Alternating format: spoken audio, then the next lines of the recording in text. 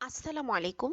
যারা বিসিএস পরীক্ষা দিবেন তাদের সকলের জন্য জানা উচিত যে কে কোন সেক্টরে ক্যাডার হতে চান। তো কোন কোন সেক্টরে ক্যাডার হওয়া যায় সেই সেক্টরগুলোই নিয়ে আজকে ভিডিওটি তৈরি করা হয়েছে। বাংলাদেশ সিভিল সার্ভিস ক্যাডার পদের সংখ্যা হলো ২৭টি। আজকের ভিডিওতে বিসিএস এর এই ২৭টি ক্যাডার পদের নামগুলো দিব। যেই সেক্টরে ক্যাডার হতে চান সে তার পছন্দের মতো আবেদনের সময় তার পদটি মানে সেক্টরটি বাছাই করে অবশ্যই আবেদন করবেন। বিসিএস এ আবেদন করার সময় ক্যাডার চয়েসে অনেক সমস্যা হয়। প্রার্থীরা বুঝেন না কোন ক্যাডারে প্রথম দিবেন, মানে কোন ক্যাডার সেক্টরটি প্রথম দিবেন, কেনই বা সেটা প্রথমে দিবেন। বাংলাদেশ সিভিল সার্ভিসে মোট ২৭টি ক্যাডার আছে। কে কোন ক্যাডারে যেতে চান তার উপর ভিত্তি করে আবেদনের সময় প্রত্যেক প্রার্থীকে ক্যাডার চয়েস দিতে হয়। ক্যাডার চয়েস মোতাবেক ভাইবা বোর্ডে কিন্তু প্রশ্ন করে পরীক্ষকরা, আপনি যেই ক্যাডারে পরীক্ষা দিবেন সেই সেক্টর নিয়ে তারা প্রশ্ন করবে। ধরুন আপনি প্রথমে চয়েস দিলেন পররাষ্ট্র ক্যাডার, তাহলে ভাইবা বোর্ডে অবশ্যই আপনাকে পররাষ্ট্র বা কূটনৈতিক যে বিষয় রয়েছে সেগুলো নিয়ে প্রশ্ন করা হবে।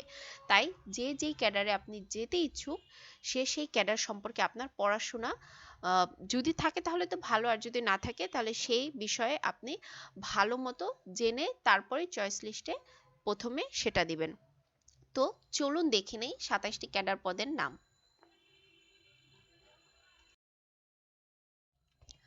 প্রথমেই হলো প্রশাসন সেক্টর।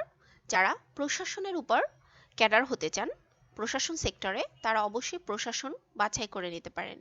তারপর হলো খাদ্য সেক্টরে বিসিএস ক্যাডার হওয়া যায়, কৃষি সেক্টরে বিসিএস ক্যাডার হওয়া যায়, বন অধিদপ্তরের যারা বন অধিদপ্তরে জব করে চাকরি করে বন অধিদপ্তরের উপর বিসিএস মৎস্য পশুপালনের উপর বিসিএস ক্যাডার হওয়া যায়। পশুপালন সেক্টরে সাধারণ শিক্ষায় যারা বিসিএস ক্যাডার দিতে পারেন, কারিগরি শিক্ষায় যারা কারিগরি লাইনে পড়ালেখা করেন তারাও এই সেক্টরে বিসিএস দিতে পারেন। বাণিজ্য সেক্টরকে বাছাই করতে পারেন, পরিসংখ্যান সেক্টরকে বিসিএস হিসাবে বাছাই করতে পারেন, গণপূর্ত সেক্টরকে বিসিএস ক্যাডারের জন্য বাছাই করতে পারেন, জনস্বাস্থ্য প্রকৌশল সেক্টরকে বিসিএস এর জন্য বাছাই করতে পারেন, মানে যারা মেডিকেল নিয়ে পড়ালেখা করে ইঞ্জিনিয়ারিং তাদের জন্য এই সেক্টরটি। সড়ক ও জনপথদের উপর বিসিএস ক্যাডার হতে পারেন, নিরীক্ষা ও হিসাবের উপর বিসিএস হতে পারেন, আবগারি ও শুল্ক এর উপরে বিসিএস ক্যাডার হতে পারেন, করের উপর মানে কর সেক্টরে বিসিএস দেওয়া। যারা পররাষ্ট্র বিষয়কের উপর দিতে চান তারা এই সেক্টরে দিতে পারেন। যারা পররাষ্ট্র সচিব হয় তারা এই সেক্টর থেকে বিসিএস ক্যাডার হয়।